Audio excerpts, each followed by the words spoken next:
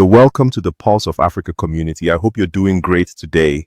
If you're joining us for the first time, don't hesitate to like, share, and subscribe to stay informed and connected to Africa's most important news reports. Your engagements will help this video to reach more people.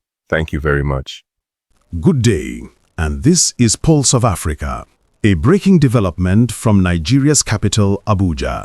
A dramatic turn of events has rattled the Federal Capital Territory. On Sunday evening, Lieutenant A.M. Yarima, a young Nigerian Navy officer, reportedly escaped what is being described as an assassination attempt. According to military sources, the officer was trailed by unidentified men dressed in black, riding in two unmarked Hilux vans without license plates. The pursuit began at the NIPCO filling station of the Line Expressway and continued all the way to Gadua-Nasco Way. The sources say the incident occurred around 6:30 p.m. and that Lieutenant Yarima sensed the danger early. He allegedly executed a strategic maneuver, managing to shake off the trailing vehicles and evade the suspected assailants. According to insiders, the matter is now under close investigation and authorities are treating it with the seriousness it deserves, though details are being kept tight to avoid jeopardizing the probe. This frightening episode comes on the heels of a heated confrontation between Lieutenant Yarima and Yise Munike, the Minister of the Federal Capital Territory. Just days ago, a video went viral showing Lieutenant Yarima was on duty with other security personnel at a disputed land site in Gadua district, and things quickly escalated. In the video, Minister Wike is seen verbally sparring with the naval officer, calling him names, sparking outrage across military and public circles. That clash forced the presidency to intervene, and demolition operations at the Gadua site were suspended following the backlash. Veterans of the Nigerian military have since rallied behind Lieutenant Yarima. The coalition of retired veterans, through their spokesman Abiodun Duruwaye Herberts, warned that if Wike were to press for any disciplinary action, they would occupy the office and residence of the FCT minister. Their argument is clear: military personnel owe their loyalty to Nigeria, not to individual political figures. Duruwaye Herberts has further criticized the minister's public insult.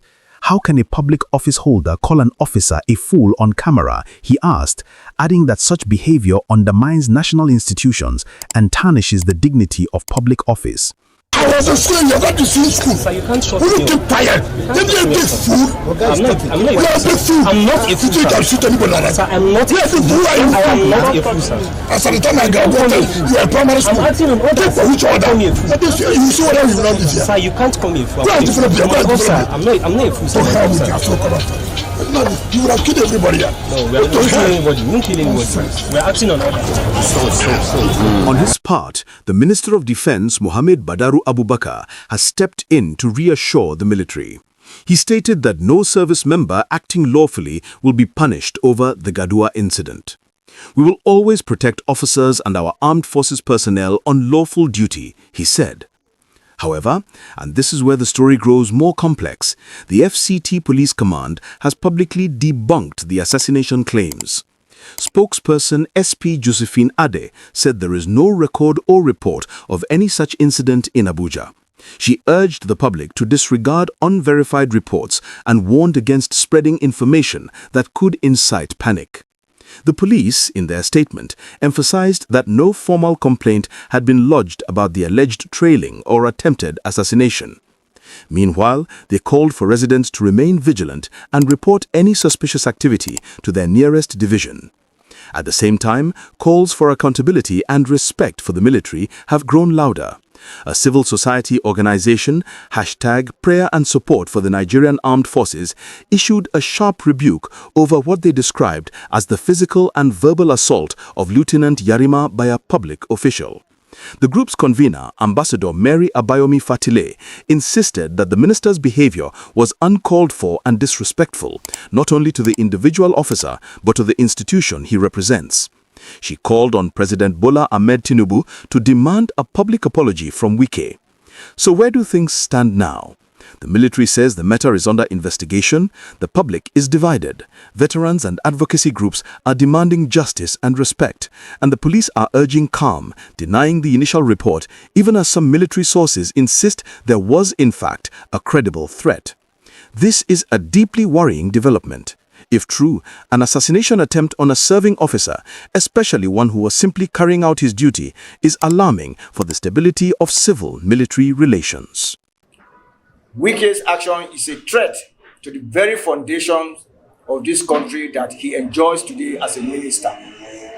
As a matter of fact, Wike should apologize not only to the officer for using abusive language, but the entire armed forces, the president, and Nigeria. Why should he, if it's cordial, haven't had that, the place, and seen it in paper, because all this document he has it, I have seen it, coming out physically as a minister of Federal Republic of Nigeria to a site of construction to use bulldozer, is that his responsibility? Saying, President Bola Ahmed Tinubu, we are requesting you to remove Nelson Wike as Minister of FCT. Even if you want to retain him as a minister, appoint him into another ministry and bring somebody else, because he's stepping on so many toes. The veterans maintain that respect for the uniform is non-negotiable and essential to sustaining discipline within the armed forces. Bello Musa, Cross TV News Kaduna.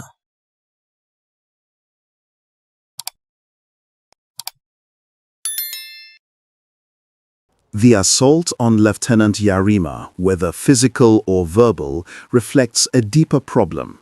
Respect for the uniform and the institutions that protect national security must remain sacrosanct.